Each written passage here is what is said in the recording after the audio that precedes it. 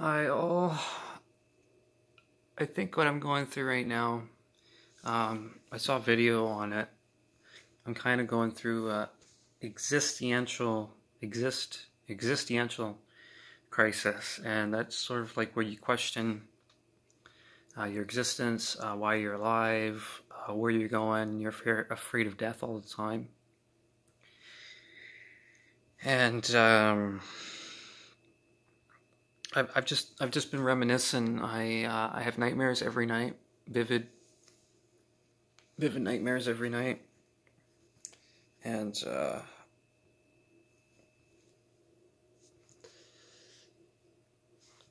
yeah, I wake up and I'm kind of yelling, relieved that it was just a dream. And I've been thinking of there's been certain friends, handful of friends and people that I've known back in high school days that have passed away in various different ways. And I wonder, I'm like, when we die, do we still feel it when our bones are there, or do we just, I wish I knew all these answers. And I'm living in an unrealistic reality. It feels like that. And I've outlived some of these friends that I've had. And if there's something out there, supernatural or something like that, yeah, it's just crazy. So if there is intellectual being, it's just like, why is it always there? Why did it make us? And why does this thing let us do whatever we want and have cancer, have plagues? And so what's the point of living when you know you're going to die and that there's going to be nothing after? But I just talked to my grandma on the phone, and she's a religious lady, but she's not so much into practicing. Like, she doesn't go to church, but she says to me that she fucking lights a candle for me every night or whatever, and thinks about the people, prays for them or something. But she always wants me to try and be optimistic and things like that. But to me, it's maybe more of like a comforting thing, and I'm trying not to fear it. Like every so once in a while, I do. Lately, because I just found out on the 10th of March of this year, a guy that I went to high school with. I didn't know him like as a friend, but I knew him being in high school. Like, we talked a little bit, and we were in guitar class with each other. His name was Mika. Nice looking guy, great looking guy, and nice guy. And he was the same age as me. I didn't know he was into some ambassadors or stuff for Canada, and he passed away to a plane crash in Ethiopia. I'm like, well, how does a plane crash as soon as it takes off? I'm really scared of heights, so I've flown in planes before, but they've not crashed, thank God. So I've been thinking about that. I've been thinking about my mortality. I wish I was like Wolverine, one of my favorite superheroes. He's on here too. Yeah, so Wolverine. But I wish I was immortal like Wolverine, or people that aren't even real, like Superman, stuff like that.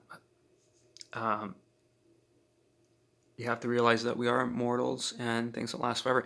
But people could go within a snap, like what Thanos did with the Infinity Stones, and dusted everybody.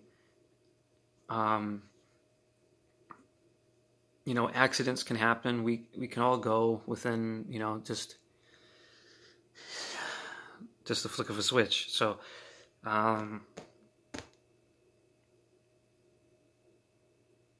I get so worked up on this that it prevents me from doing things. And people have said before, or I've talked to some people online, and the one person said that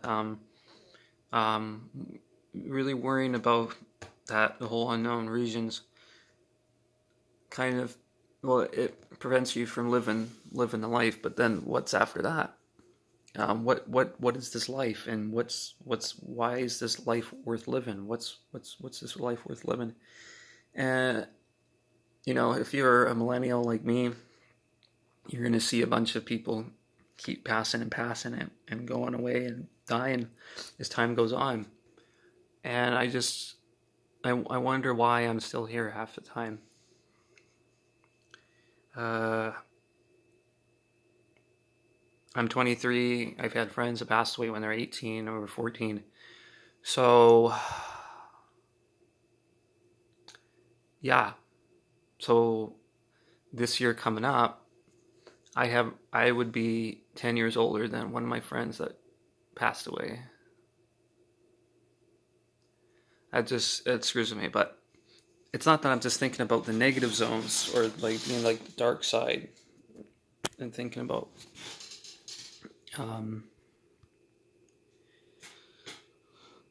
all the bad stuff, but there's a lot of crap and filth in this life, and but no one actually makes it out here alive. So I've said before that I think we go to the same place, regardless of where that is.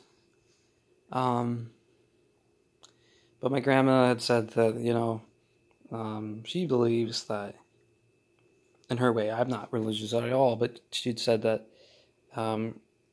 she thinks that God gave us free will, and that's the whole thing about it. But free will to do, to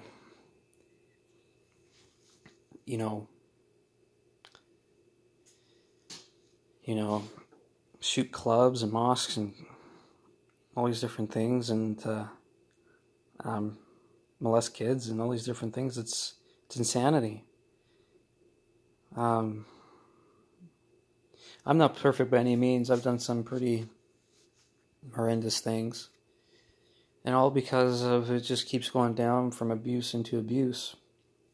I think that's why I'm so looking forward to Shazam and Endgame, especially, and definitely Toy Story 4 as well, even though I'm like Toy Story 4, because the three movies were just so brilliant, and the third one wrapped it up so brilliantly. But with Shazam, I'm so excited with Shazam because I didn't know that Shazam was like coming up on 80 years. He's like as old. He's the same age as Batman. And that he's a kid and he gets his powers and just says Shazam, so he can't even say his name, becomes adult superhero. Not only that, but the kid is in the group homes and foster care and stuff like that. So, and I've heard great things about the movie already. I've heard it's like kind of dark and funny. I'm probably going to see it the first day it comes out. On I think the 5th it comes out, which is really crazy or amazing in a lot of ways, because a horror director directed it. Shazam, was it? What was the movie? It wasn't Get Out. I can't remember the name of the movie he directed, or I know he directed a horror movie. He's directing Shazam. So that and Toy Story, because of, I grew up with all that stuff. I was born in 95. The first movie came out in 95, Toy Story. And then Toy Story 2, I remember seeing in theaters. I think that was the only Toy Story movie I saw in the theater, because when Toy Story 3 came out, I was in high school, and I kind of grew out of that stage with Toy Story. But I love the franchise so much, and I think the Toy Story, someone's probably going to hate on me for saying this, but I think the Toy Story movies, the trilogy movies, are probably one of my favorite not one of my favorite trilogies, like probably even more than Star Wars. Because Star Wars, the prequels were around when we were kids. The prequels aren't really that great, but compared to the sequel trilogy, they're 10 times better. They're like the William Shakespeare. They're almost like Shakespearean movies compared to the sequel trilogy, because the sequel trilogy is just unoriginal, just copy and paste, and just nostalgia up the ass crack. And some people are saying with Toy Story that Toy Story is a bit of a money grabber, but you know, I don't really think that. Maybe they did think that the story was ended and then wrapped up, and then they thought, oh, we have something to say. But it's been the first time in 9 years since there's been a Toy Story, so that's been a chunk of time. I mean, look at Incredibles 2. It took them 14 years to come up with a second one because the director wasn't going to do it unless he felt like it was going to be just as good as Incredibles 2. And it was good. It wasn't as good as the first one I found, especially the whole villain role in it. But it was good. I laughed. I've never laughed so hard at an animated film before like that, or a movie in general. Because Incredibles 2 was good. I've seen it once. I know it's on Netflix. Well, I'm trying. I'm trying to. It's hard when you're so scared of everything.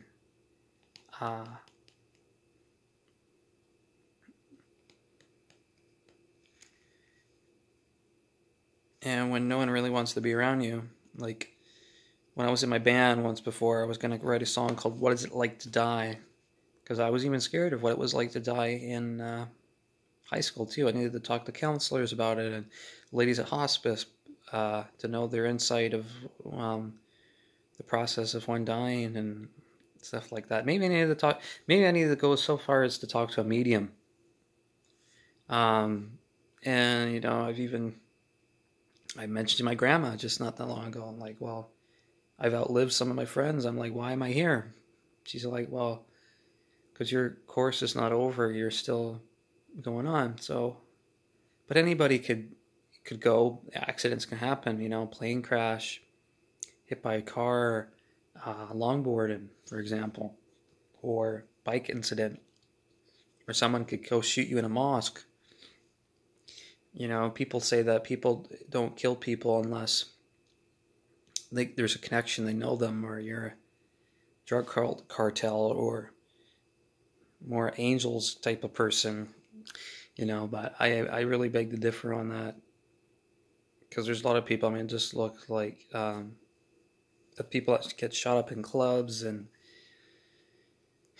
churches and get massacred. I think a lot has to do with a whole lot of conspiracy and propaganda.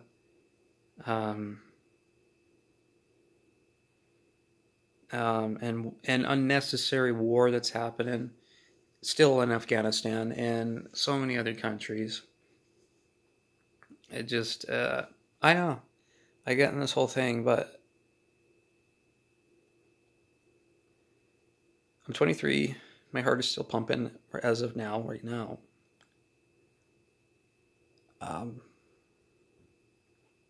Then again, people that I've known in my life, who may have not really took the curiosity of trying to believe in something, have been kind of been believing that something is there. I don't really know.